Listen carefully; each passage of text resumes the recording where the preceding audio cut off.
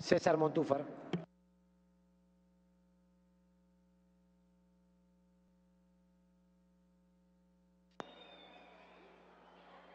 Muchas gracias, señor presidente.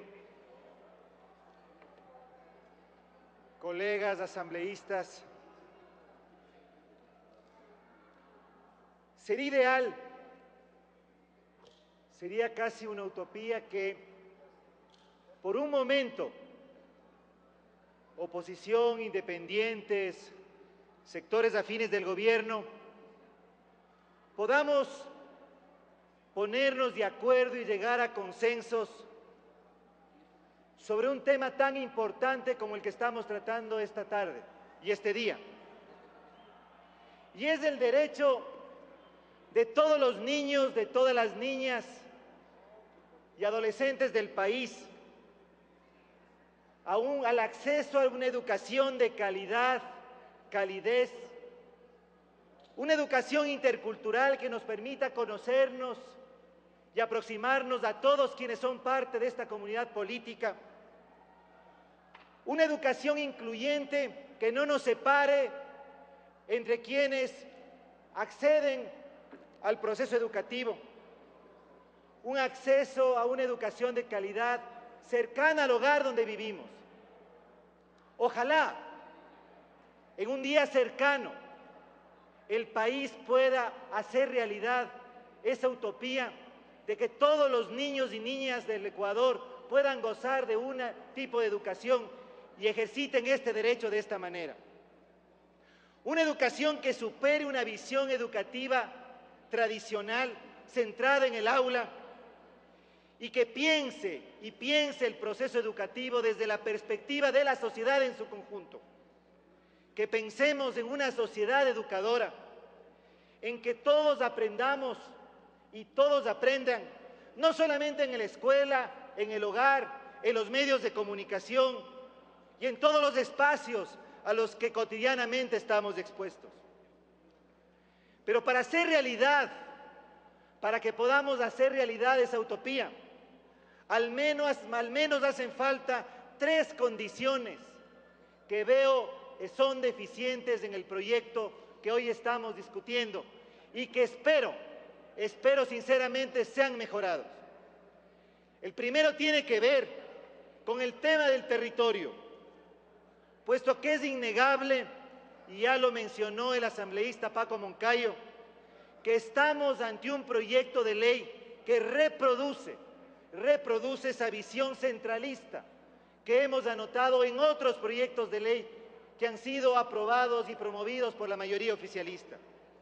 Es indiscutible, y creo que eso tenemos que reconocer y es necesario que se tome en cuenta, de que en este proyecto de ley se debilita profundamente el papel que deben tener los gobiernos autónomos descentralizados. No es posible pensar en una educación moderna en que los gobiernos locales no estén involucrados. Creo que el municipio de Quito es posiblemente uno de los ejemplos más importantes. Hay otros municipios del país. Se debe, por lo tanto, en el proyecto de ley, recuperar el ejercicio concurrente de competencias y recursos financieros de los gobiernos locales para la formulación, ejecución y seguimiento de las políticas educativas. Los municipios, los gobiernos autónomos descentralizados no pueden ser en un sistema educativo moderno únicamente constructores de infraestructura. Igual es importante que los gobiernos locales asuman un rol fundamental en la capacitación de los docentes, en la producción de materiales educativos cercanos a su realidad, en la definición curricular, en la evaluación de los resultados.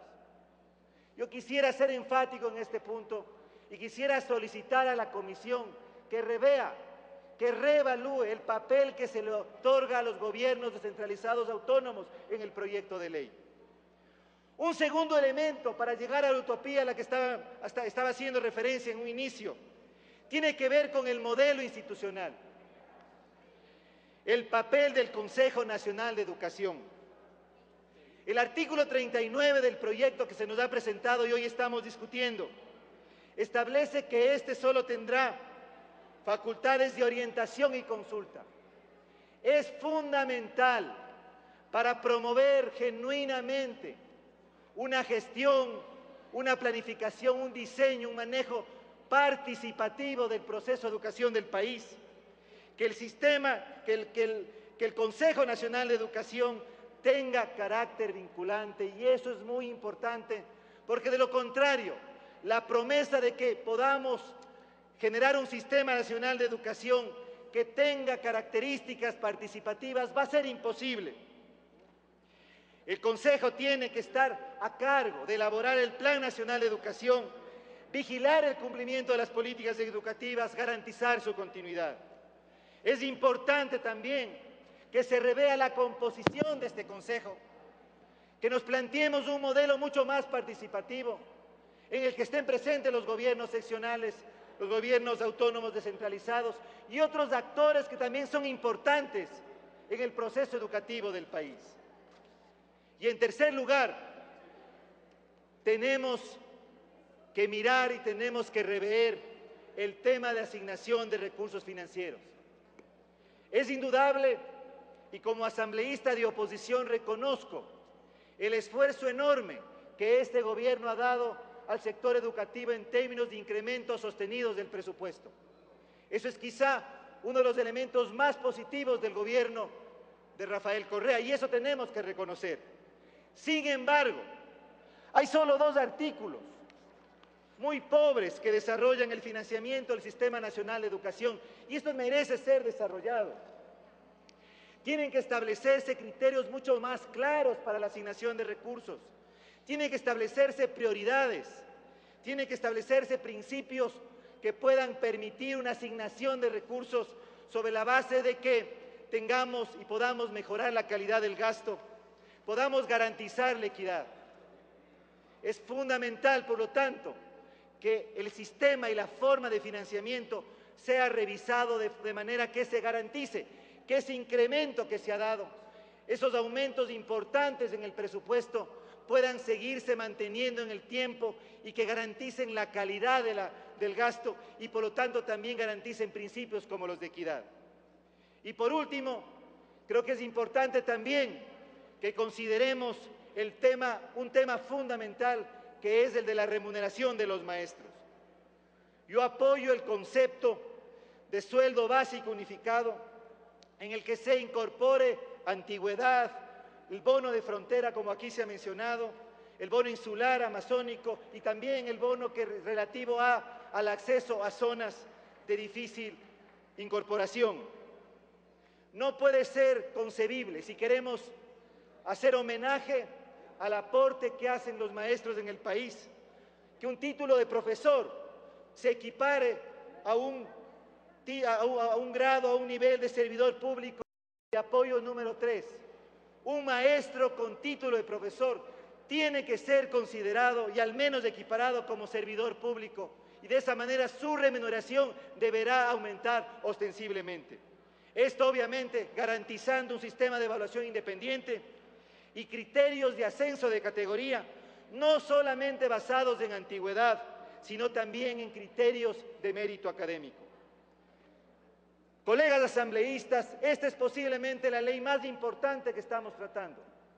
En esta ley se juega el futuro del Ecuador. Yo lamento y me avergüenzo como asambleísta que el debate nacional sobre esta ley haya sido realmente paupérrimo.